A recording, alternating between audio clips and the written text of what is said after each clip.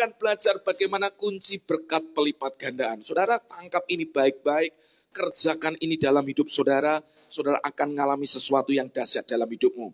Tetap percaya, tetap melihat anugerah Tuhan ada di sana. Buka 2 Korintus 9 ayat yang ke-6 sampai 11. Kita akan bahas ayat ini dari ayat per ayat.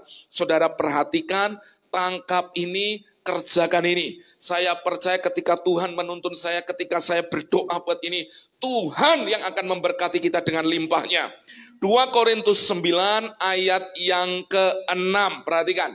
2 Korintus 9 ayat yang ke-6. Mari sama-sama baca. Camkanlah ini. Orang yang menabur sedikit akan menuai sedikit. Dan orang yang menabur banyak akan menuai banyak juga. Saya mau tanya, cengli nggak ayatnya ini? Benar nggak ayatnya ini? Iya. Saudara perhatikan ini. Yang nabur sedikit akan nuai sedikit. Yang nabur banyak akan nuai banyak. Saya mau tanya gini. Apa yang kau tabur dalam hidup Bapak Ibu Saudara semuanya? Saudara nabur dengan kekuatanmu, engkau akan menuai hari-hari yang penuh dengan berkat dan umur panjang. Katakan amin. Siapa yang nabur dalam keuangannya akan juga menuai berkat dalam keuangannya. Saudara, ini bukan teologi kemakmuran, tapi perhatikan ini. Selama bumi masih ada, hukum tentang tabur dan menuai itu masih ada. Maka buka Kejadian 8 ayat 22. Kejadian 8 ayat yang ke-22, perhatikan firman Tuhan ini. Kejadian 8 ayat yang ke-22. Oke, haleluya. Kejadian 8 ayat 22, yuk baca sama-sama. Selama bumi masih ada, takkan berhenti-henti musim menabur dan menuai. Dingin dan panas, kemarau dan hujan, siang dan malam. Jadi perhatikan gini. Berarti yang namanya tabur menuai, tabur menuai, tabur menuai. Selama bumi masih ada, hukum itu tidak pernah dicabut Tuhan. Amin. Saudara, jadi artinya orang yang hidup dalam hukum ini, saya percaya ada hukum yang namanya hukum kerajaan Allah yang akan terjadi. Di mana saudara menabur, saudara akan nuai. Nabur banyak, saudara nuai banyak. Saudara nabur sedikit, saudara juga akan menuai sedikit. Saudara nggak nabur, saudara tidak menaburkan benihmu, saudara tidak akan pernah punya tuaian. Dengarkan ini. Saudara, saya ngomong kayak gini bukan berarti, Pak, apa harus nabur uang? Bukan. Tapi ini bicara tentang hidup kita. Anak-anak kita, waktu kita, keluarga kita, masa depan kita. Dengarkan ini. Kita terikat dengan salah satu hukum yang namanya hukum tabur tuai. Maka saudara, orang luar yang di luar Yesus mengenal ini dengan hukum karma.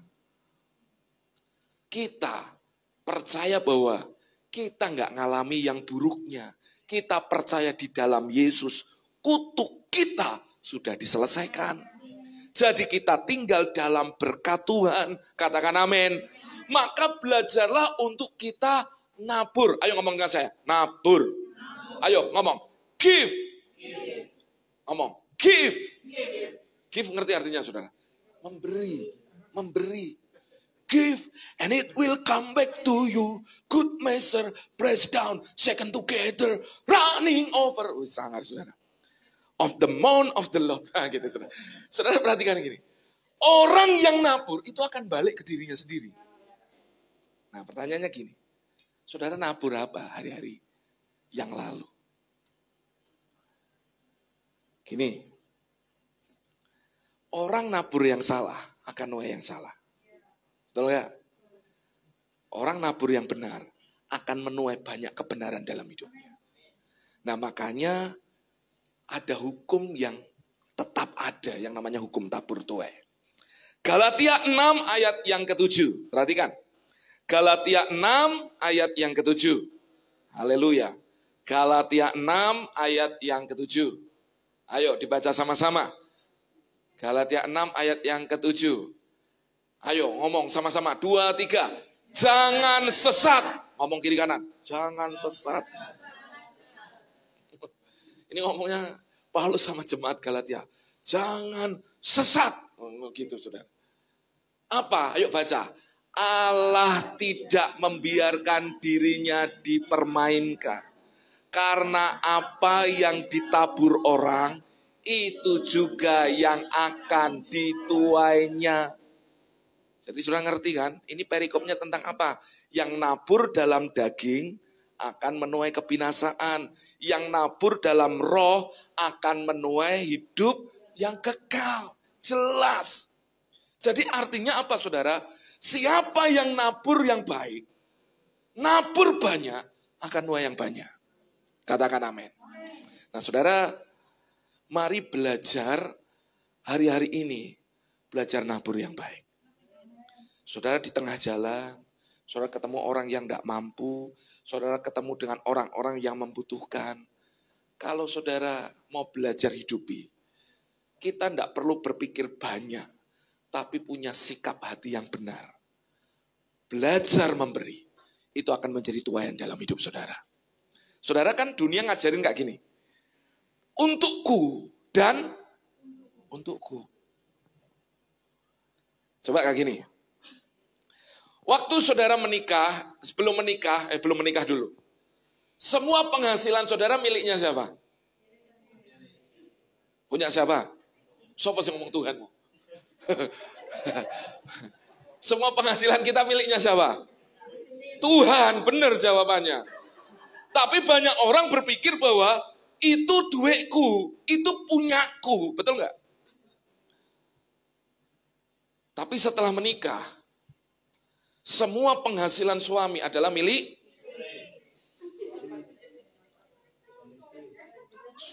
harusnya suami istri. Betul. Dan milik Tuhan kok. Tetap milik Tuhan. Tapi tetap artinya dikelola bersama-sama dengan tanggung jawab. Betul atau tidak? Tapi pertanyaannya gini. Seringkali yang terjadi, yang lebih banyak mengendalikan siapa? Wih.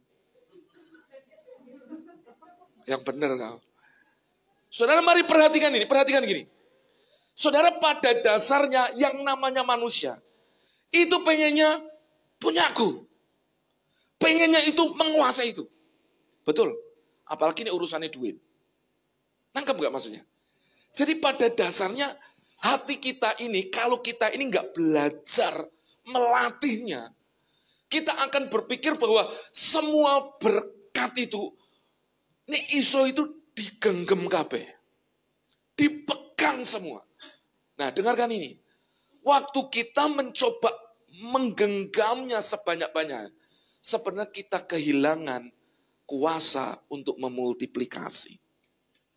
Karena Tuhan nanti kalau ayat ini kita baca selanjutnya, memberikan kepada kita benih dan juga memberikan kepada kita yang namanya roti. Yang roti Bapak Ibu makan, yang benih saudara perlu tanam. Saudara kalau makan mangga, sak pelok-pelok mbok untal dah. Kalau orang Jawa tuh pelok itu bisa dibuat bubur. Betulan. Dibuat bubur mangga, betul. Saya pernah dipakai sama kanji gitu, bisa jadi. Tapi kan saudara itu butuh proses. Gak mungkin saudara makan buah mangganya, kulitnya saudara kupas, dagingnya saudara makan, lalu gini, ini eman-eman yang mbok orang mati, sesok gak iso. Saudara buang itu. Saudara akan kesulitan itu mengeluarkannya. Makanya saudara, kita perlu belajar bahwa ada hukum tabur tuai di sana. Ayo kita kembali ke 2 Korintus 9 ayat yang ke-7. Jadi saudara, jangan main-main ya. Apa yang kita tabur itu akan kita tuai. Ayat yang ke-7. Ayo. Sama-sama baca, 2 Korintus 9 ayat yang ke-7. Haleluya. Ayo baca sama-sama. Hendaklah masing-masing memberikan menurut apa? Kerelaan hatinya. Lanjut. Jangan dengan sedih hati atau karena paksaan. Perhatikan. Sebab Allah mengasihi orang yang memberi dengan sukacita. Lihat prinsipnya jelas. Waktu saudara nabur dalam hal apapun. Perhatikan ini. Saya nggak ngomong duit. Dalam hal apapun, belajar yang pertama. Ayo dengan saya ngomong, rela hati. Yang kedua apa? Jangan sedih. Maksudnya sedih hati apa? Baru saudara melakukan sesuatu. Gelap. Aduh, ternyata aku senabur ke Josen. Ternyata Josen menyakitiku. Saudara, jangan sedih hati. Urusan kita itu sama Tuhan. Amin. Yang ketiga adalah jangan karena, maka saya nggak setuju kalau orang nabur lalu dipaksa-paksa ngomong gini, angkatlah dompet-dompetmu. Angkat dompet coba tuh. Saudara ini kurang iman. Angkatlah dompetmu, ayo diangkat dompet. Aku rantai dompet masalahnya. Saudara, lalu lihat di sana. Domba yang gemuk dan domba yang kurus. Ambil yang gemuk beberapa lembar. Saya nggak suka gitu. Kenapa? Karena orang yang menabur tidak boleh ada dalam paksaan. Saudara ngerti orang yang terpaksa gimana? Ujungnya orang terpaksa apa? Bersungut-sungut. Bahasa Jawanya itu enak. Gelo. Lalu habis gitu, wong kok ngene, kok dibanding-banding ke, saing-saing ke. Orang yang, jangan ditutup dulu ayatnya. Kalau menabur, jangan dengan paksaan. Dan yang keempat adalah, Allah mengasihi orang yang memberi dengan, ngomong sukacita. Ngomong, sukacita. Saudara, kita perlu belajar dalam hidup ini untuk kita punya yang namanya rela hati. Ayo ngomong dengan saya, rela hati. Rela hati, ayo ngomong. Kan ada lagu dangdut ini. Rela, rela, rela aku, relakan. Saya taunya mau itu dok, saudara. Karena di tempat fitness saya, kadang lagunya itu sudah ada radio. Saudara rela nggak hari ini melayani Tuhan? Saudara rela nggak hari ini nabur kekuatan untuk nyembah Tuhan? Saudara rela nggak hari ini angkat tangan untuk nyembah Tuhan? Kalau rela, saudara akan lakukan dengan sukacita. Jangan sampai gini, WL-nya tadi sudah semangat, haleluya, nyembah, haleluya. Mari kita angkat tangan, saudara. Lebih tinggi lagi, saudara. Lebih tinggi lagi, saudara. Tinggi lagi. Oh, pusing. Saudara, kita ini durung disalib loh. Saudara, orang yang mau nabur, menuai, belajarlah memberi yang terbaik. Katakan amin. Ayo ngomong dengan saya. Haleluya. Belajarlah seperti ini, beri yang terbaik. Loh, teman-teman musik kenapa latihan? Ya karena mau belajar memberi yang terbaik. Loh saudara, mereka korban waktu loh saudara. Hari apa? Latihan Sabtu. Waktu Sabtu tuh waktunya wakuncar. Lihatin mereka latihan. Ngerti nggak wakuncar? Waktu kunjung pacar. Ini tanda-tanda belum punya pacar nih. Mereka latihan Sabtu.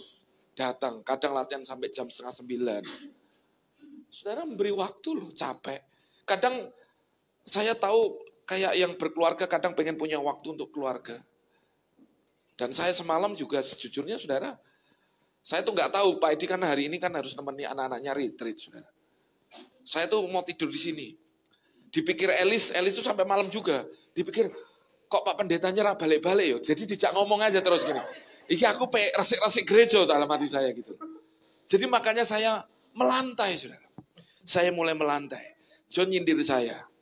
Kok jadi berotot kok. Gitu. Tapi saya belajar kayak gini, saudara. Wong dulu sebelum jadi pendeta, yo kerjanya jadi koster juga. Kayak Pak To juga. Pak To ini koster setia ada di Gereja Logos. Berapa tahun Pak To? 25 tahun. Pagi-pagi dulu, nek mulai ono bunyi radio muni, ki Pak To yang buka gereja. Pagi-pagi bersihin. Dulu tuh gereja bersih. Dan itu samping tetangga kanan RT, balai RT, dibersihin juga Bapak. Pertanyaannya apa? Pak To melakukan itu karena karena dibayar? Bukan. Karena dia cinta Tuhan. Pak To itu dapat pesan dari almarhum Papi ya. Jangan dijaga ya pokoknya. Loh saudara, ini bicara tentang apa? Cinta. Loh, coba saudara belajar gini loh. Kalau saudara punya hati untuk Tuhan, saudara akan habis-habisan gila-gilaan, mati-matian buat Tuhan. Dan pasti kita hidup, bukan mati malahan. Katakan amin. Ayo ngomong dengan saya. Gila-gilaan, mati-matian, habis-habisan buat Tuhan. Tapi ujungnya diberkati. Katakan haleluya. Loh saudara, kalau saya lihatin mereka saudara, apa sih yang membuat mereka gini? Ini kalau bicara pemain profesional saudara. Kalau ini tak dihitung waktu, time is money. Mereka ngeluangin waktu, latihan itu berapa jam paling? 1 jam, 2 jam ya? Langsung ngomong ke saya, kepingan. Setelah saya kalkulasi, latihan hari Sabtu, itu sekitar terbuang waktu 1,5 jam. Kalau 1 jam pengacara itu ketemu, hanya ngobrol-ngobrol, dibayar segini. Saya nggak terlalu, anggap aja segini. Saudara, kalau kayak gitu, saya pikir saya akan ngomong rasa latihan. Tapi karena mereka memberi hatinya buat Tuhan, maka kita hari ini bisa ibadah, terlayani dengan baik. Karena ada orang-orang yang menabur. Katakan amin. Hari ini kita bisa ada, kita bisa lihat lantai bersih, karena ada yang membersihkan. Jam 11 malam, saya terkapar tidur di sini. Pak Edi buka gereja saudara. Tarasi aneh kau bingung. Lo ke lapo tak kau ngimangi? Karena aku janji, aku mau bersihin. Saudara, saya tuh lihat kayak gini. Hati saya ngomong, pasti hidupmu diberkati. Mungkin kau nggak lihat hari ini. Tapi anak-anakmu mengalami berkat Tuhan. Apa sih yang membuat mereka harus bersih? Gak ada kok sebenarnya. Tapi karena ini loh rela hati, cinta sama Tuhan. Ternyata orang yang demikian akan membuat pintu berkat itu terjadi dalam hidup kita. Saya ingat perkataan satu hamba Tuhan ngomong gini. Orang yang nabur kekuatannya akan nuai kesehatan. Nabur waktunya, nuai umur panjang. Nabur keuangannya, ngalami berkat juga dalam keuangannya. Nabur membagi berkat kepada orang lain, juga akan menuai keluarga kita, anak cucu kita. Tidak akan pernah meminta-minta roti.